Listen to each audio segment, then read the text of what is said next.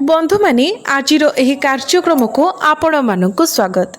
आजिर एही कार्यक्रमटी तुला राशि व्यक्तिविशेष मानक पई बहुत गुरुत्वपूर्ण अटे, बहुत ही खास अटे। कारण एही जून 2026 रे आपणक पई अनेक सुजोग आसीबा पई जाउछि। आपणकर अनेक स्वप्न पूर्ण हेबा पई जाउछि। आर्थिक प्राचुर्य एवं नूतन सुजोगर एक प्रकृत पर्व आपणकर द्वार रे ठक ठक करिबा पई जाउछि। जून मासरे देवगुरु बृहस्पति राशि परिवर्तन करने जाउछंती। आपणकर 5टी सबुठारु बड़ स्वप्न पूर्ण हेबा पई जाउछि। बंधु माने जून 2 रे गुरु निजर राशि परिवर्तन करिवे एवं कर्कट राशि रे प्रवेश करिवे। जून 8 रे शुक्र मध्य राशि परिवर्तन करिवे एवं कर्कट राशि रे प्रवेश करिवे। 15 जून को सूर्य मिथुन राशि रे प्रवेश करिवे एवं 21 जून को मंगल वृष राशि रे प्रवेश करिवे। तेणु बुझंतु जे आपणक जीवन रे एक नूतन आरंभ हेबाकु जाउछि।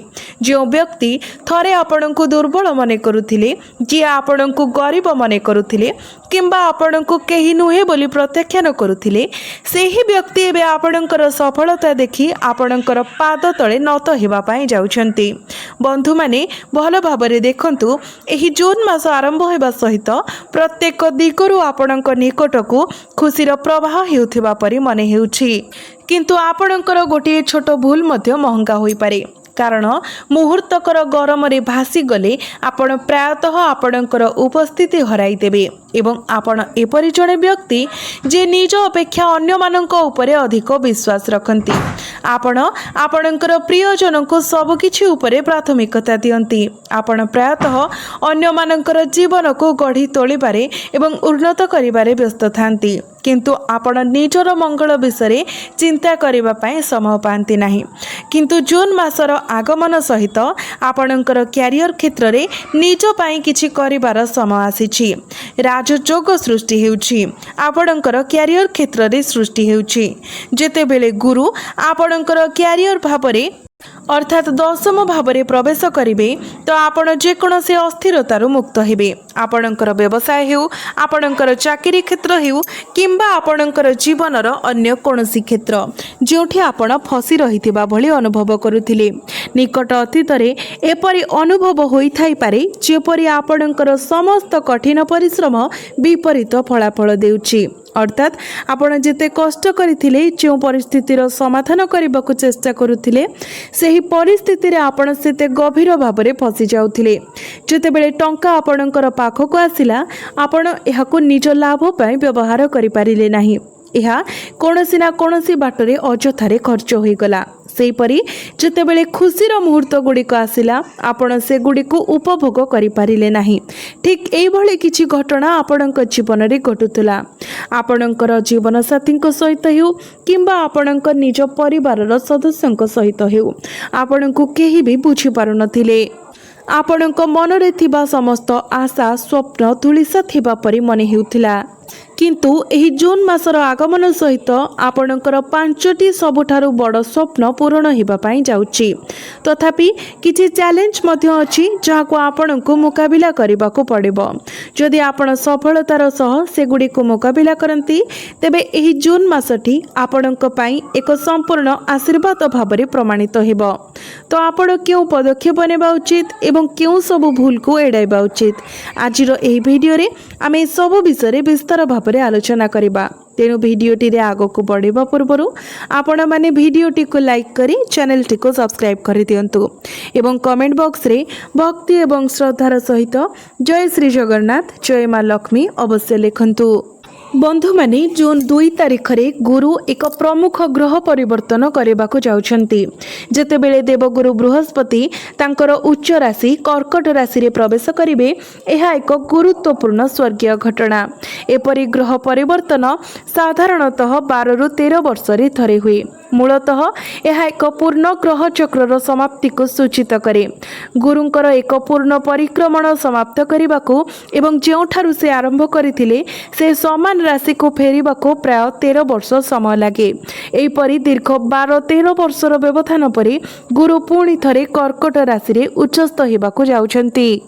जेहेतु गुरु आपणकर दशम भाव गोचर करिवे एही भ्रमण आपणकर वृत्तिगत जीवन रे एक विशाल परिवर्तन आनीदेव। हुए तो आपण कौनसी निर्दिष्ट चाकरी रे व्यावसायिक उद्यम रे किंबा विदेश रे रहुतबा समय घर को फेरिबाको किंबा एक विभिन्न सुजोग पाइबाको असमर्थ हुंतु कौनसी असुविधा रे फसी रहितिबा परि अनुभव करिथिबे। आपण एक पदोन्नतिर अपेक्षा करिथिले जहा असंभव मने हेउतिला तो यही समय परिवर्तन एवं उत्कृष्ट सुजोग प्रदान करबा पई जाउछि। यह एक परिवर्तनर समय आपण सक्रिय भाव में एक नूतन चाकरी प्राप्ति करि परिबे किंबा जदि आपण एक नूतन व्यवसाय आरंभ करने को योजना करुछंती तेबे वर्तमान एथिपाई उपयुक्त समय संभावना गुड़िक प्रकृत रे उत्कृष्ट आपण को एक भल चाकरी मिलबार बहुत अधिक संभावना रहुछि। तथापि आपण अतीत एक भूल करथिले जाको आपण प्रायतः पुनरावृत्ति करती। आपण अन्य मानकर कथा बहुत शुणती। आपण अन्य मानकर मतामत को अत्यधिक गुरुत्व दे निजर मतामतर स्वर को कम ध्यान दियंती। तेणु एबे अन्य मानकर कथा सुनिबा बंद करंतु, निजर डिसिजन निजे नियंतु। जदि आपण चाकरी क्षेत्र में परिवर्तन चाहूतिले तेबे वर्तमान ग्रह नक्षत्र मानकर गोचर अत्यंत अनुकूल अछि। आपण एही समय मध्य यथेष्ट सम्मान पाइबाकू जाउछंती। निकट अतीत रे कोन घटुछि मो एक मुहूर्त पाई एक दर्पण धरी आपनकू देखाउछि। निकट अतीत रे आपनकर सामाजिक प्रतिष्ठा एवं सम्मान प्रकृत रे ह्रास पाइथिला। आपनक ठारू कम बयसर लोक माने मध्य आपनक सहित एक अद्भुत दृष्टि सहित कथा हेउथिले। आपनकू चैलेंज करिबा पई सीधा सड़क आखिरे देखुथिले। यह घटे जेतेबेले आमर परिस्थिति आम विरुद्ध रे जाए, जेतेबेले जुआर प्रतिकूल भाव में मोड़े। आमठारु छोट किंबा तल पदवी रे थिबा लोक माने मध्य आमको अहंकार एवं अवमानना देखाइबा आरंभ करती। किंतु एबे आपणकर सम्मान आपणकर प्रतिष्ठा वृद्धि पाइबाकू जाउछि। जो माने थरे आपणको केही नुहे बोली विताड़ित करथिले सेमाने एबे आपणकर प्रशंसा गान करिवे। आपणकर नेतृत्व गुणगुड़िक मध्य उल्लेखनीय भाव में विकसित हेबा पाई जाउछि। आपणकर हेउछि तुला राशि जे थरे जहाँ हासिल करने को संकल्प नहीं थाए से लक्ष्य हासिल न हेबा पर्यंत विश्राम नियंती नाही। एहाको केवल शेष पर्यंत देखा पड़िबो। बंधु माने बेले बेले आपण खराब संगति रे फसी जाती। तथापि जदि आपण सठिक मार्गदर्शन पाती, जदि आपणक हाथ धरी सठिक पथ देखाइबा पई केही मिली जाती तेबे आपण सफलतार असाधारण उच्चतारे पहुँची पारिबे। तुला राशि हेउछि एक चिन्ह जहाँ एहार परवर्ती 7 पीढ़ीर भविष्यत एवं मंगल को सुरक्षित करिबार क्षमता पई जनाशुना। आपण जो संपत्ति अर्जन करती ताहा केवल आपणकर पिलामानंक पई नुहे बरं आपणकर नाती नातुणी एवं एपरिक आपणकर अणनाती नातुणीक पई मध्य उपभोग करि रखिथांती। यह प्रकृत रे आपणकर एक आश्चर्यजनक गुण। किंतु समस्या केउठी आपण जेतेबेले आपणकर दायित्व रे फसी जाती एवं ऊपर कथारे फसी जाती सेतेबेले असुविधा हुए। आपण बहुत अधिक खर्चिला स्वभावर अटंती। केतेक समय आपण एपले खर्च करती जहाँ शेष में आपण को दीर्घकालीन कष्ट दिए। तेणु यही प्रकार ढांचा एवं बंद होगा उचित। मुझे शीघ्र आगामी ग्रह गोचर विषय आलोचना करी। निजुक्ति पाई दृष्टिकोण अनुकूल, किंतु जेतेबेले बृहस्पति उच्चत होती यह केतेक समय आलस्यर भावना सृष्टि करिथांती। तो आपण को जून मासरे आलस्य को दूर करने एक गुरुत्वपूर्ण चैलेंज हेब। आपण निज ठारू आलस्य को संपूर्ण दूरे रखिबा उचित। आपण आपणकर काम रे विलंब करबा उचित नुहे एवं निज भितरे अहंकार को प्रवेश करबा को देबा उचित नुहे। जदि आपण को केही जणे विशेष व्यक्ति, वृद्ध व्यक्ति किंबा वरिष्ठ व्यक्ति कोनोसी परामर्श देउछंती तेबे ताहा निश्चित भावरे सुनंतु। एबे सूर्यंकर गोचर विषय देखिबा। जून 15 तारिख को सूर्य मिथुन राशि रे प्रवेश करिवे जहा फଳରେ आपणकर भाग्य भाव एवं आपणकर पितांकर भाव को प्रतिनिधित्व करिथिबा गृह को सूर्य मजबूत बनाइबे जहा आपणकर पितांकर स्वास्थ्य उपरे सामान्य प्रभाव पकाई पारे तांकर टिके स्वास्थ्य जनित समस्या देखा दे पारे आपणकर एवं आपणकर पितांक मध्यरे टिके मतभेद देखा दे पारे तेणु एही क्षेत्र को आपणको किछि संयम अवलंबन करबाको पड़िबो एपरि मतभेद समय आपण निजस्व मत पोषण करबा किंबा निरंतर निजको सठिक प्रमाणित करबा पई आपणको चेष्टा करिबारो दूरे रहिबाको पड़िबो जेतेबेले आपण साधारणतः आपणकर प्रियजनक पई बंचंती आपण केतेबेले निजको जटिलतारे मध्य फसाई देउछंती यह घटे कारण आपणकर एक भल एवं पवित्र हृदय अछि एवं जेतेबेले एपरि पवित्र हृदयर व्यक्ति अन्य माने भूल बुझंती से माने क्रोधित होंती एही मासरे आपण एक प्रतिक्रिया अनुभव करि पारंती जदि आपण निजको प्रमाण करबाको चेष्टा करंती किंतु ताहा करिबारे विफल होंती तेबे क्रोध निश्चित भाबरे उत्पन्न हेबो यह एक साधारण घटना एवं जेतेबेले आपण क्रोधित होंती सेतेबेले आपणको खराब लोक भाबरे देखा जाए एक परिस्थिति जहाको एबेठारो आपणको एडाइबाको पड़िबो बंधु माने मंगल अष्टम भावरे प्रवेश करबाको जाउछंती तो जहा किछिटा नकारात्मक प्रभाव पकाइबो बोली आशा करा जाउछि तो एठारे आपण सतर्कता अवलंबन करंतु जेतेबेले मंगल अष्टम भावरे गोचर करंती सेतेबेले आपणक मध्यरे बहुत अधिक क्रोध एवं एग्रेशन देखा जाए जेतेबेले आपणकर भावना असम्मानित हुए सेतेबेले आपणक मध्यरे क्रोध वृद्धि पाए तो एहार प्रभाव रे परिवार मध्य विवाद देखा दे पारे जदि परिवार सदस्य माने भूल रास्ता रे विच्युत होंती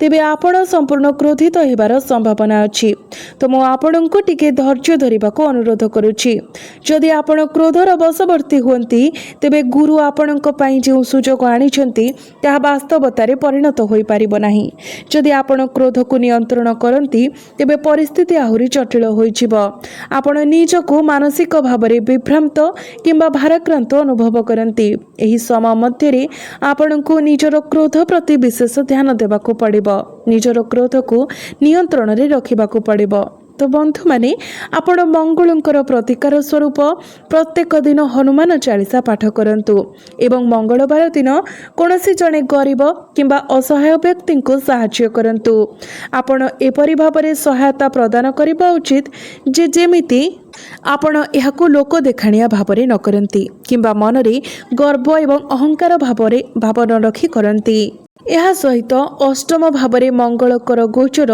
किछि संपर्क भांगी जिबार विपदर सम्मुखीन होई पारे आपणको अत्यंत सतर्कतार सहित जान चलाइबाको पड़िबो आपण मनरे टिके भयर भावना अनुभव करि पारंती आपणकर चिंता स्तर टिके वृद्धि पाई पारे तेणु आपण निश्चित भावरे एही प्रतिकारटी अवलंबन करंतु बंधु माने जून मास 20 तारिख पर्यंत मंगल आपणकर सप्तम भावरे ही गोचर करिवे जहा फଳରେ आपणकर वैवाहिक जीवन रे किछिटा छोट मोट असुविधा देखा देई पारे आपणकर जीवन साथींकर स्वास्थ्य रे टिके समस्या देखा देई पारे आपणकर जीवन साथींकर माइग्रेन किंबा आखि संबंधी समस्या देखा देई पारे तेणु एही समय आपणको आपणकर जीवन साथींकर स्वास्थ्यर विशेष जत्न नेबाको पड़िबो एही समय आपणकर जीवन साथी आपण को जो परामर्श देउछंती ताहा सुनिबा आपणक पई लाभप्रद साब्यस्त हेबो एही समय आपण आपणकर जीवन विषय गुरुत्वपूर्ण सकारात्मक निष्पत्ति नहीं पारिबे आपण आपणकर संपर्कर स्थिति को चूड़ांत करि पारंती एवं आपणकर रास्ता रे थिबा जे कोनोसी प्रतिबंधक मध्य दूर होई जिवो यह सहित मंगलंकर दृष्टि लाभ भाव उपरे पड़ुछि यार प्रभाव सूचाई देउछि जे यथेष्ट आर्थिक लाभ दिगंतरे अछि जदि आपण शेयर मार्केट किंबा स्टॉक मार्केट सह जड़ित अछंती तेबे आपणकु अप्रत्याशित भावरे लाभ प्राप्ति हेबो यह आर्थिक विषय पई एक अत्यंत शुभ समय तथापि निजर जत्न नियंतु आपणकर स्वास्थ्य को प्राथमिकता दियंतु आपणकर क्रोध को नियंत्रण रे रखंतु खराब संगति ठारू दूरे रुहंतु भूल लोकंको ठारू परामर्श नेबारु दूरे रुहंतु एवं अन्य मानंको ठारू आपणकर आशा को किछिटा कम रखिबा पई चेष्टा करंतु यह करिबा आपणक पई भलो हेबो ତେବେ ବନ୍ଧୁମାନେ ଆପଣ ଏହି ପରାମର୍ଶଗୁଡ଼ିକୁ ନିଶ୍ଚିତ ଭାବରେ ପାଳନ କରନ୍ତୁ ଏବଂ ମୁଁ ଆପଣଙ୍କୁ ଯେଉଁ ପ୍ରତିକାର କହିଛି ତାକୁ ମଧ୍ୟ ପାଳନ କରନ୍ତୁ।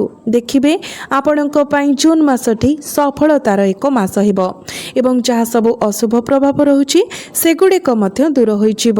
ତ ବନ୍ଧୁମାନେ ଆପଣଙ୍କର ଜୀବନ ମଙ୍ଗଳମୟ ହେଉ, ଏହା ହିଁ ଈଶ୍ୱରଙ୍କ ନିକଟରେ ମୋର ପ୍ରାର୍ଥନା। ଧନ୍ୟବାଦ।